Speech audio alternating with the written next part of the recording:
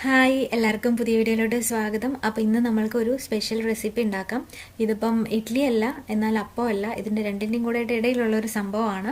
അപ്പം ഇതിന് വേണ്ടിയിട്ട് നമ്മൾ 2 കപ്പ് ഇഡ്ഡലി റൈസ് ആണ് എടുക്കുന്നത്. ഇഡ്ഡലി റൈസ് ഇല്ലയെന്ന് വെച്ചാൽ 1 കപ്പ് പച്ചരിയും 1 കപ്പ് പുഴുങ്ങലരിയും കൂടെ മിക്സ് ചെയ്തിട്ട് എടുക്കാം. ഇനി 1/4 കപ്പ് ഉഴുന്ന് വേണം. ഇത് അരിയിലോട്ട് തന്നെ ഇടുക, എന്നിട്ട് നന്നായിട്ട് കഴുകിയെടുക്കുക. കഴുകിയതിന് ശേഷം ഇതൊരു 5 മണിക്കൂർ കുതിർക്കാൻ വേണ്ടിയിട്ട് വെക്കണം. അതിനുശേഷം നമ്മൾ മിക്സിയിൽ അരച്ചെടുക്കുകയാണ് ചെയ്യേണ്ടത്. അരയ്ക്കുന്ന സമയത്ത് 1 ടീസ്പൂൺ ഈസ്റ്റ് ചേർക്കുക. പിന്നെ പഞ്ചസാര ഒരു 2 ടേബിൾ സ്പൂൺ ചേർക്കുന്നുണ്ട്. ആവശ്യത്തിന് വെള്ളം ഒഴിച്ച് നല്ല പേസ്റ്റ് പോലെ അരയ്ക്കണം. ഡ്രൈ ഈസ്റ്റാണ് ചേർക്കണമെങ്കിൽ ആദ്യം തന്നെ ഒന്ന് കുതിർത്ത് വെച്ചതിന് ശേഷം ഇതിലോട്ട് ചേർത്താൽ മതി. ഇനി ഇതിലോട്ട് കുറച്ചുകൂടെ വെള്ളം ഒന്ന് ഒഴിച്ചിട്ട് നന്നായിട്ട് മിക്സ് ചെയ്യുന്നുണ്ട്. ഒരു ദോശ ബാറ്ററിൻ്റെ ആ ഒരു പരുവമാണ് വേണ്ടത്. ഇനി 2 മണിക്കൂർ നമ്മൾ ഇങ്ങനെ ഫെർമെൻറ്റേഷന് വേണ്ടിയിട്ട് വെച്ചാൽ മതി. അപ്പോഴത്തേക്ക് നന്നായിട്ട് പൊങ്ങിയിട്ട് വരും, നല്ല ചൂടുള്ള ക്ലൈമറ്റൊക്കെ ആണെങ്കിൽ. അപ്പോൾ ഇനി ഇതിലോട്ട് കുറച്ച് ഉപ്പ് ചേർത്തതിന് ശേഷം നന്നായിട്ടൊന്ന് മിക്സ് ചെയ്യാം. മിക്സ് ചെയ്തതിന് ശേഷം നമ്മൾ വീണ്ടും ഒന്ന് അടച്ച് വെക്കുക, 1 മണിക്കൂറും കൂടിയിട്ട്. അപ്പോൾ മൊത്തത്തിൽ 3 മണിക്കൂർ കൊണ്ട് നമ്മളുടെ ഈ ഒരു മാവ് റെഡി ആയിട്ട് കിട്ടും.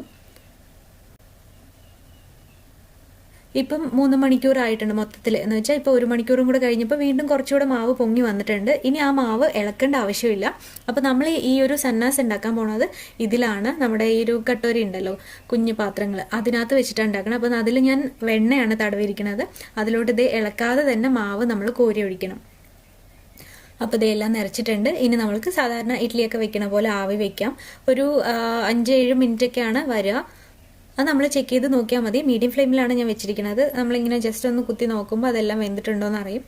അപ്പോൾ നമ്മൾ എടുക്കാം. പിന്നെ അപ്പോൾ ഇത് കണ്ടോ, എല്ലാം ഇങ്ങനെ നല്ല സോഫ്റ്റ് ആയിട്ടാണ് വന്നിരിക്കുന്നത്. പിന്നെ നമ്മൾ ബട്ടർ തേച്ചതുകൊണ്ട് തന്നെ നന്നായിട്ട് അടർന്ന് വരും നമ്മുടെ ആ ഒരു പാത്രത്തിൽ നിന്ന്. ഇത് കണ്ടോ, കാണുമ്പോൾ പെട്ടെന്ന് നമ്മൾക്ക് ഇഡ്ഡലിയാണെന്ന് തോന്നും, അല്ലെങ്കിൽ അപ്പം പോലെ ഇരിക്കും. പക്ഷേ ഇത് രണ്ടിൻ്റെയും കൂടിയിട്ടുള്ളൊരു മിക്സാണ്. ഇത് കാണുമ്പോൾ തന്നെ അറിയാൻ പറ്റുമല്ലോ, നമുക്ക് നല്ല സോഫ്റ്റാണ്. മാവും നല്ല സോഫ്റ്റ് ആയിരുന്നു, എന്ന് വെച്ചാൽ നല്ല വെയിറ്റ് ഇല്ലാത്ത പഞ്ഞി പോലെ ആയിരുന്നു. അതേപോലെ തന്നെയാണ് നമ്മൾക്ക് ഈ ഒരു ഇതും കിട്ടിയിരിക്കുന്നത്, സന്നാസ് എന്ന് പറയുന്ന സംഭവം. ഇതൊരു മാംഗ്ലൂർ ഡിഷാണ്. അപ്പോൾ ഇത് കണ്ടോ, നമ്മളിങ്ങനെ ഉള്ളിൽ നോക്കുമ്പോൾ തന്നെ അറിയാൻ പറ്റും, നല്ല സോഫ്റ്റാണ്, ശരിക്കും പഞ്ഞി പോലെ തന്നെയാണ് ഇരിക്കുന്നത്.